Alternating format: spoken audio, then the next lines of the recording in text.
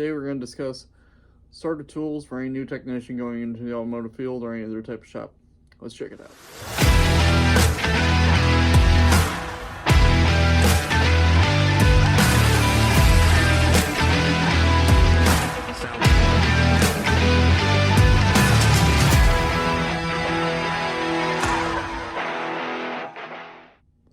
So today we're going to be discussing tools any technician may need walking into the field today.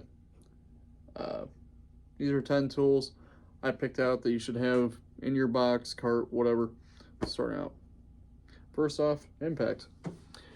Cheaper way to go about it would be air. This is a Mac, well, Ingersoll made by Mac. Great gun, loud as hell, but it works. Eventually you want to upgrade to probably cordless, older DeWalt, 20 volt, good for, the idea is for either of these, taking off wheels, suspension work, basic walking into a shop. And if you're going in automotive, you're usually going to start off doing a lot of wheels. These are wheel sockets, fairly cheap for Harbor Freight, designed to protect any wheels you might be taking on or off, and the cheaper ones like these are colored, so easy to identify. Very straightforward. And if you're starting off with doing wheels, if they're coming off, they gotta go back on. Get a good torque wrench. This is a split beam style by Precision Instruments. Same company that makes them for Snap-on and Mac and everybody else. A little bit cheaper than the Snap-on, but it's the same thing, just in a different color. Obviously, they make different styles. The split beam, digital, all sorts of different flavors, but you want one that's good and accurate for putting wheels on and off. Next off, you want to be looking at hammers. Get a good selection of hammers. This is a Mac one, anti-vibe. My favorite hammer, but you don't have to go this route. You don't have to go truck route. You go Harbor Freight, get a 4-pack of ball peens. That'd do you fine until you either upgrade or you want to stick with that your career. But they're all lifetime warranty. They're all good.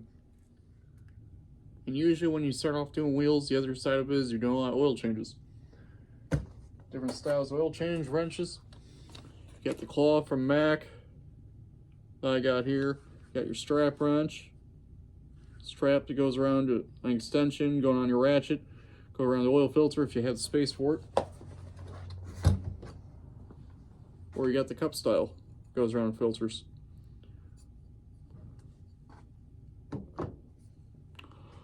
All different filter wrenches you're going to need for taking the filters on and off during oil changes.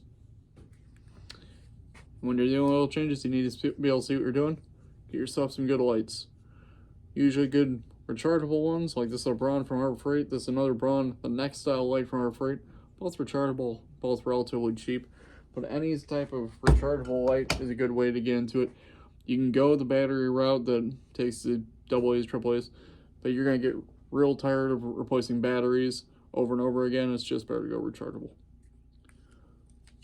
Then as far as sockets, you usually want to go, I've always gone impact over chrome starting, because let's be honest, everything ends up in an impact at some point.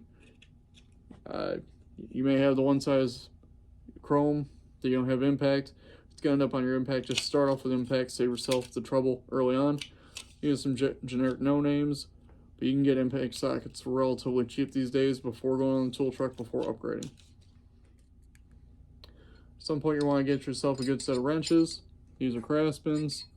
Most automotive now is all metric, so I'd go metric over standard.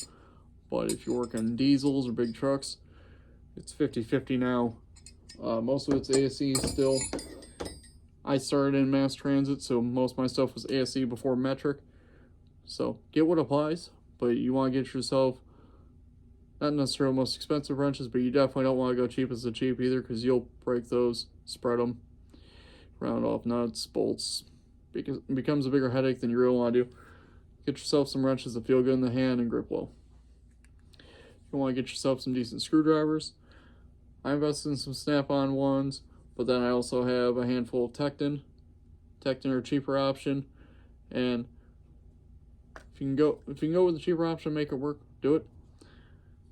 I was sucker and got the snap-on ones and brought them home. Then ended up fixing more cabinet doors than anything automotive.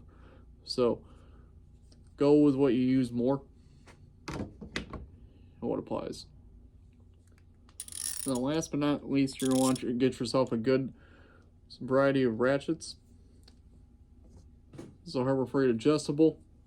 This was my go-to for a while. I've had this 8-9 years. This used to have a 1/4 inch end on it that I grinded off because of clearance one day. Didn't have the clearance to get in somewhere, but works like a champ. I've never had to warranty this thing. I've seen videos where guys always crack it right about here, putting too much leverage on the end of it and snap it off. These are a lifetime warranty, but I've never broken this one. This is still my original. This is my original Craftsman from when I started wrenching 20 odd years ago. More of a shorter style. And a little bit longer with 3/8 snap-on, but it's good to have variety in your ratchets. Also good to have a good variety of 1/4 inch, 3/8, and 1/2 inch. If you're working on bigger stuff, even 3/4. But do what applies. Don't buy 3/4 if you're working on small engines. You'll probably never use 3/4 ratchet. Talk to other guys in the shop, see what you need. And the last one, I said 10 tools in the description, but here's number 11. Here's an extra. You need somewhere to store your tools. Basic 1-drawer tool cart will get you going. Harbor Freight's 5-drawer is what everyone uses now. I had one for a while and it worked great. And it holds a lot. Plenty of guys modify those now to make them work for them. You can hold a lot in them. Fill up your cart as much as you can before you spend the money on an actual box. Maybe tool truck, Harbor Freight, whatever. Really maximize your space in the cart, because you don't want to spend $8,000-9,000 on a box to have 5 tools in it just to find out a year into wrenching you don't want to do this. You want to go be a banker, and it's wasted money. And then you gotta either sell the box or you get to hold on to that till you're tired of looking at it. It's a lot.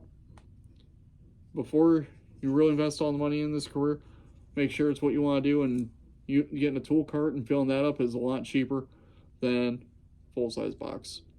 Plus, you can get a year into being an oil tech with a cart, decide you don't want to do this, and you maybe have $400 or $500 in it. A lot better than $4 or $5 grand with a tool truck tag. So, just my thoughts.